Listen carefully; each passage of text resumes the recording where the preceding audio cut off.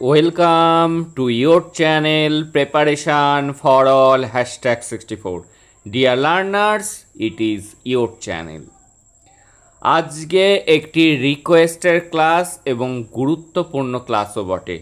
আমি আগের দিনের ক্লাসে তোমাদের বলেছিলাম আমরা যদি তিনটে ইউনিট অর্থাৎ ইউনিট 1, ইউনিট 3 এবং ইউনিট 4 এই 10টি আমাদের ইউনিট আছে। মাত্র 3টি ইউনিট যদি আমরা ভালোভাবে করি তাহলে কিন্তু আমরা ম্যাক্সিমাম কোশ্চেন সেখান থেকে কমন পাবো। 1 মার্ক তো বটেই, 2 মার্কস, 7 মার্কস, 16 মার্কস, এর পাশাপাশি 16 মার্কসের জন্য আমাদের লেসন প্ল্যান এবং অ্যাচিভমেন্ট টেস্ট এই যদি আমরা জেনে রাখি তাহলে কিন্তু ইংলিশ নিয়ে আমাদের আর কোনোই বেগ পেতে হবে না। যারা পড়ছো, ভুলে যাচ্ছ, মনে রাখতে পারছো না, মাত্র 3টি ইউনিটের উপর অ্যাটেনশান দাও এবং এখান থেকে যে কোশ্চেনগুলি আসার মতো সে কোশ্চেন নিয়ে কিন্তু অলরেডি আলোচনা শুরু হয়ে গিয়েছে। আজকে আমাকে একজন রিকোয়েস্ট করেছো যে এই কোশ্চেনটির আনসার নিয়ে একটা ক্লাস দেওয়ার জন্য। হ্যাঁ, এই কোশ্চেনটি গুরুত্বপূর্ণ কোশ্চেন, যদি সব মেথডগুলিকে একসাথে দিয়ে এইভাবেও কিন্তু আসতে পারে। তাছাড়াও আমাদের এই ক্লাসটি কাজে লাগবে 2 মার্কসের জন্য। যদি কোনো একটা আলাদা মেথড বা অ্যাপ্রোচ আমাদের 7 মার্কসে আসে সেক্ষেত্রে বাকি মেথড বা অ্যাপ্রোচ থেকে কিন্তু 2 মার্কসের কোশ্চেন আসার সম্ভাবনা রয়েছে। আর এখানে কোশ্চেনটা কি আছে? Brief historical overview of English language teaching. English language টিচিংয়ের যে ঐতিহাসিক যে প্রেক্ষাপট পরপর যেভাবে এসছে মেথডগুলি বা অ্যাপ্রোচগুলি সেগুলি সম্পর্কে আলোচনা করো। দেখো, here a brief historical overview of English language teaching, যাকে আমরা বলি ইএলটি। ইএলটি কথার অর্থ কি? English language teaching. সবার প্রথমে যে মেথডটি আসে হিস্টোরিক্যাল প্রেক্ষাপটে সেটি হলো গ্রামার ট্রান্সলেশন মেথড, যাকে আমরা GTM বলে থাকি। This method focuses on learning grammatical rules. এটি কিসের পরে ডিপেন্ড করে? গ্রামাটিক্যাল রুলস, যার মধ্যে বলেই দেওয়া আছে গ্রামার ট্রান্সলেশন মেথড দুটি বিষয় এখানে কাজ করে। একটি হলো গ্রামাটিক্যাল রুলস আর একটি হলো translating text between English and the learner's native language. কী করা হয় গ্রামার ট্রান্সলেশন রুলসে? এই যে আমি তোমাদেরকে প্রত্যেকটা লাইন পড়ে বাংলায় বুঝিয়ে দেওয়ার চেষ্টা করছি, এটাই কিন্তু আমি যে মেথডটি ফলো করছি সেটি হলো গ্রামার ট্রান্সলেশন মেথড। এই মেথডটি মনে রাখতে হবে, এটি ইন্ট্রোডিউস হয়েছিল 18th সেঞ্চুরিতে, এটি চলেছিল 19th সেঞ্চুরি পর্যন্ত। 18 to 19th সেঞ্চুরি পর্যন্ত এটি কিন্তু খুব পপুলার ছিল এই গ্রামার ট্রান্সলেশন মেথড। এবং স্টিল নাও কিন্তু আমরা বাংলা মিডিয়ামের যারা স্টুডেন্ট রয়েছে তারা কিন্তু এই গ্রামার ট্রান্সলেশন মেথড অনুসরণ করেই কিন্তু আমরা ইংরেজি পড়ে থাকি। ইট এমফ্যাসাইজেস, এটা জোর দেয় রিডিং অ্যান্ড রাইটিংয়ের উপর। আমরা কিন্তু বাংলা মিডিয়ামের স্টুডেন্টরা রিডিং রাইটিংয়ের উপরেই কিন্তু আমাদের ফোকাস করা হয়, স্পিকিং আর লিসনিংয়ের উপর কিন্তু সেই ধরনের ফোকাস আমাদের থাকে না। সেই কারণে আমরা কিন্তু ফ্লুয়েন্ট ইংলিশ বলতে পারি না। With little attention to speaking or listening. Listening এবং স্পিকিংয়ের উপর কি থাকে? লিটিল মানে খুব কম, নেই বললেই চলে, খুবই কম অ্যাটেনশন থাকে স্পিকিং এবং লিসনিংয়ের উপর। মূল জোরটা দেওয়া হয় রিডিং এবং রাইটিংয়ের উপর। এই গ্রামার ট্রান্সলেশন মেথড থেকে এই বছর 2 মার্কসের কোশ্চেন আসার সম্ভাবনা যথেষ্ট রয়েছে। তাহলে পুরো মেথডগুলি সম্পর্কে একবারে আমাদের জানা হয়ে যাচ্ছে, আবার যেটুকু করে জানছি সেটা আমাদের 2 মার্কসের কোশ্চেন আনসার লিখতেও কিন্তু কাজে লাগবে। এবার হলো আমরা জানবো ডাইরেক্ট মেথড। ডাইরেক্ট মেথডটি কি আগে জেনে নিতে হবে। এটার ইন্ট্রোডিউস হয়েছিল লেট 90s, 1900 শতকের শেষের দিকে, এবং এটি কত পর্যন্ত পপুলার ছিল? 20th সেঞ্চুরির আর্লি প্রথম দিক পর্যন্ত। ডাইরেক্ট মেথড সম্পর্কে যদি 2 মার্কসের কোশ্চেন আসে সেক্ষেত্রে আমরা এইটুকু লিখে দিলেই হবে। In reaction to grammar translation method, grammar translation মেথডকে চ্যালেঞ্জ করে ডাইরেক্ট মেথড এমফ্যাসাইজেস, ডাইরেক্ট মেথডটি জোর দিয়েছে কিসের উপর? যে দুটোতে গ্রামার ট্রান্সলেশন মেথড জোর দেয় না, সেটি কি? Speaking and listening. MCQ question আসবে, ডাইরেক্ট মেথডে জোর দেওয়া হয় কোন দুটো জিনিসের উপর? স্পিকিং এবং লিসেনিংয়ের উপর। এমসিকিউ আসতে পারে, গ্রামার ট্রান্সলেশন মেথডে জোর দেওয়া হয় কিসের উপর? স্পিকিং এবং লিসেনিংয়ের উপর দেওয়া হয় না, দেওয়া হয় রিডিং এবং রাইটিংয়ের উপর। গ্রামার ট্রান্সলেশন মেথড ফোকাস করে রিডিং এবং রাইটিং, আর ডাইরেক্ট মেথড ফোকাস করে স্পিকিং এবং লিসেনিং। মনে থাকে যেন। আমাদের পার্থক্যও লিখে দিতে পারে যে গ্রামার ট্রান্সলেশন মেথড এবং ডাইরেক্ট মেথডের মধ্যে ডিফারেন্সেস লেখো, তখন আমরা দুটো প্যারা করে কিন্তু এটা লিখে দিতে পারি, তাহলে আমাদের পার্থক্যর কাজও হয়ে যাবে 2 মার্কসের জন্য। ইট ব্যান্ড ট্রান্সলেশন, এটাতে কোনগুলোর দিকে নজর দেওয়া হয় না? ট্রান্সলেশনের উপর। Promoted grammar, inductive grammar listening, অর্থাৎ এখানে আরোহী পদ্ধতি ব্যবহার করা হয়। অ্যান্ড আরোহী পদ্ধতি কি? আরোহী পদ্ধতিতে কিন্তু সূত্র পদ্ধতি নয়, এখানে কিন্তু আগে কি উদাহরণের সাহায্যে তারপরে কিন্তু সূত্রটি বলা হয়। তাহলে ডাইরেক্ট মেথড জোর দেয় কিসে?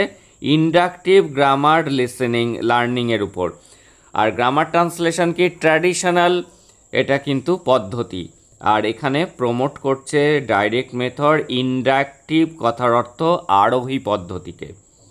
Used only the target language in instruction, এবং পড়ানোর বিষয়ে টার্গেট ল্যাঙ্গুয়েজ অর্থাৎ যেটাই আমরা শিখতে চলেছি অর্থাৎ ইংরেজি, সেই বিষয়ে কিন্তু পুরো ইনস্ট্রাকশান আসে, যেহেতু সেই জন্যই ইংলিশ মিডিয়াম স্কুলগুলোতে কিন্তু ওদের পড়ানো হয় মিডিয়ামটা কিন্তু ইংলিশ, ক্লাসে ডিসকাশান সব কিছুই কিন্তু টিচার এবং স্টুডেন্ট ইন্টারাকশান কিন্তু ইংলিশে হয়। সেখানে কিন্তু ইংলিশ মিডিয়াম স্কুলগুলোতে কিন্তু ডাইরেক্ট মেথডটি ফলো করা হয়। তাহলে দুটো মেথড আমরা বুঝে গেলাম। গ্রামার ট্রান্সলেশন মেথডের ঠিক উল্টোটা হলো ডাইরেক্ট মেথড। আরও একটি গুরুত্বপূর্ণ মেথড যদি 7 মার্কসে না আসে তাহলে 2 মার্কসে আসতে পারে, সেটি হলো অডিও লিঙ্গুয়াল মেথড। এটির সাল দেখে নেব 1940 থেকে 1960, 1940s টু 1960s এই মেথডটি কিন্তু পপুলার ছিল। রুটেড ইন বিহেভিয়ারিস্ট সাইকোলজি, এটি কিসের উপর ভিত্তি করে? বিহেভিয়ারিস্ট সাইকোলজির উপর, আচরণবাদের উপর এটা রুটেড রয়েছে। This method relied on drill, repetition and memorization of dialogue. Audio lingual method কি? অডিও কথার অর্থ কি? কানে শোনা। একটা টেপ রেকর্ডারে একটা ইংলিশ কনভারসেশন চালিয়ে দেওয়া হলো, বারবার করে শুনে সেটা কি করা হচ্ছে? ড্রিল প্র্যাকটিস করা হচ্ছে, বারবার সেটা আমি বলছি, সেটা শুনে শুনে রিপিটেশন হচ্ছে, সেটাকে মুখস্থ করে ফেলা হচ্ছে, সেটি কিন্তু audio lingual method. It aimed, এর লক্ষ্য to form correct habits through structured practice specially in speaking and listening. Audio lingual মেথডেও কিন্তু অডিও বলেই দিচ্ছে, স্পিকিং আর লিসেনিং স্কিলের উপর জোর দেওয়া হয়। এটি কিভাবে কাজ করে? এটি হলো বারবার ড্রিল। এটি কিসের উপর নির্ভরশীল? This method relied on drills, repetition এবং মেমোরাইজেশন অফ ডায়ালগ।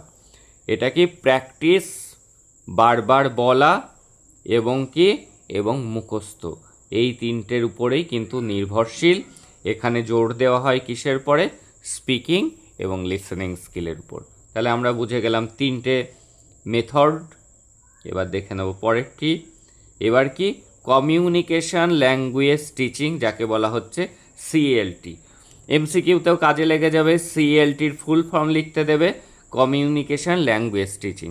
এটি ইন্ট্রোডিউস হয়েছিল 1970s-এ, এখনও পর্যন্ত এটি কিন্তু একটা পপুলার মেথড।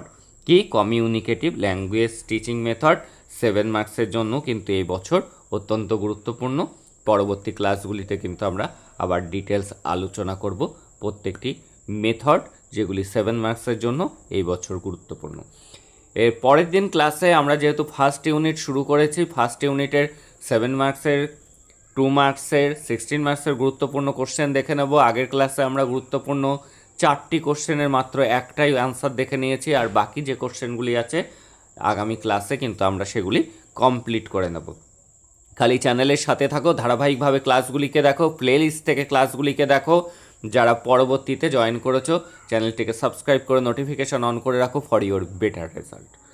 দেখো, communicative language teaching, CLT shifted focus on meaningful communication. এখানে বলেই দিচ্ছে মেথডটি, এই মেথডটি কিসের পরে ফোকাস করে? মিনিংফুল, অর্থবহ কমিউনিকেশন, যোগাযোগ, একজনের সাথে আর একজনের কমিউনিকেট করার পদ্ধতি হলো communication method. Emphasises interaction, teacher student interaction ক্লাসের ক্ষেত্রে। ফ্লুয়েন্সির উপর জোর দেওয়া হয়, কতটা অনর্গল সে বলতে পারছে।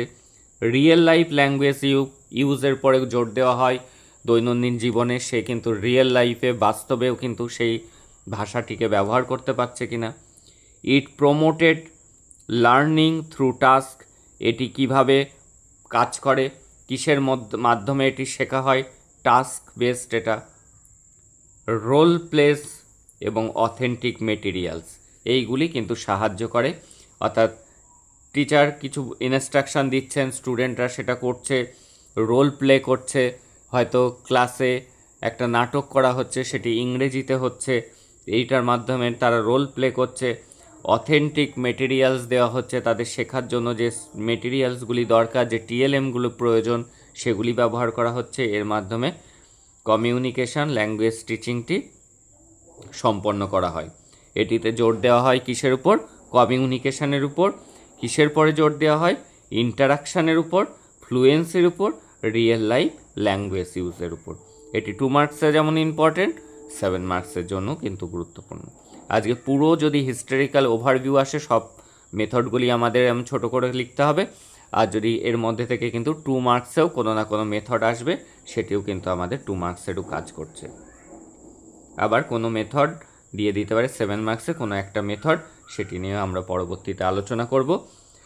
দেখো, এবার হলো আরও একটি গুরুত্বপূর্ণ মেথড, সেটি কি? Task based language teaching. এটি ইন্ট্রোডিউস হয় 1980s, এখন প্রেজেন্ট এখনও পর্যন্ত চলছে। এই কমিউনিকেটিভ ল্যাঙ্গুয়েজ টিচিংয়েরই আর একটু উন্নত রূপ হলো টাস্ক বেসড ল্যাঙ্গুয়েজ টিচিং। এটি আরও মডিফাইড রূপ হলো এই মেথডটি। অ্যান এক্সটেনশন অফ সিএলটি, অর্থাৎ কমিউনিকেটিভ ল্যাঙ্গুয়েজ টিচিংয়েরই একটা এক্সটেনশান এটি, আরেকটু মডিফাই করা হয়েছে এটাকে। This method uses real world task. এখানে কিসের পরে ইউজ করা হচ্ছে? এই অ্যাপ্রোচ ইউজ কি করে? Real world task. যেমন তার মধ্যে কি রয়েছে? কন্ডাক্টিং ইন্টারভিউ নেওয়া হচ্ছে, অর্থাৎ স্টুডেন্টদেরকে কথোপকথন ইংলিশে প্রশ্ন করা হচ্ছে, তারা উত্তর দিচ্ছে, অর্থাৎ এইভাবে কিন্তু ইন্টারাকশান হচ্ছে। প্ল্যানিং এ ট্রিপ, একটা ভ্রমণে যাওয়ার প্ল্যানিং হবে, তার উপরে ডিসকাশন হচ্ছে। As the central unit of planning and instruction, এটি কী হিসাবে কাজ করছে? সেন্ট্রাল ইউনিট অফ প্ল্যানিং আর ইনস্ট্রাকশন, অর্থাৎ নির্দেশ, এর উপরে কাজ করছে টাস্ক বেস ল্যাঙ্গুয়েজ টিচিং, যাকে বলা হয় TBLT। এগুলি কিন্তু MCQ এর জন্য কিন্তু এর ফুল ফর্মগুলি কিন্তু আসবে TBLT। সেই জন্য আজকের ক্লাসটি কিন্তু অত্যন্ত গুরুত্বপূর্ণ, 2 মার্কস, 1 মার্কস, এবং যদি পুরো ওভারভিউ আসে হিস্টোরিক্যাল, সেক্ষেত্রেও কিন্তু আমরা 7 মার্কসের ক্ষেত্রেও এটি গুরুত্বপূর্ণ 3rd ইউনিট থেকে। এইবার দেখে নেব বর্তমান সময়ের প্রেক্ষাপটে technology enhanced and online learning বা অনলাইন টিচিং। এখন অনলাইনের মাধ্যমেও কিন্তু পড়া হচ্ছে, যেমন তোমরা পড়ছো। এটা 2000s থেকে বর্তমান সময় পর্যন্ত চলছে এবং আগেও চলবে। এটিতে কি রয়েছে? Digital tools, computer, laptop, mobile, online platforms, এখানে কিন্তু অনলাইনের ব্যবহার হচ্ছে, অ্যান্ড মোবাইল অ্যাপস, বিভিন্ন অ্যাপস ব্যবহার করা হচ্ছে। হ্যাভ ট্রান্সফার ELT, অর্থাৎ এটা ইংলিশ ল্যাঙ্গুয়েজ টিচিংয়ের ক্ষেত্রে কিন্তু ব্যবহার করা হচ্ছে ডিজিটাল টুলসগুলো, অনলাইন প্ল্যাটফর্মস, মোবাইল অ্যাপস ইত্যাদি। এনেবলিং পার্সোনালাইজড, এই যে এখানে সে একজন স্টুডেন্টও কিন্তু সে পড়ে নিতে পারছে, তার মতো করে অনলাইনেই পড়ে নিতে পারছে। এটা অটোনোমাস, এটা স্বাধীন সে, and blended learning experience across the globe. কলেজে গিয়ে একটা নির্দিষ্ট সময়ে তাকে পড়তে হচ্ছে, আর এখানে কি অনলাইনে তোমার ফ্লেক্সিবল টাইমে তুমি কিন্তু সেগুলিকে প্রিপেয়ার করে নিতে পারছো। এটাই কিন্তু সুবিধা টেকনোলজি এনহ্যান্সড অ্যান্ড অনলাইন লার্নিংয়ের।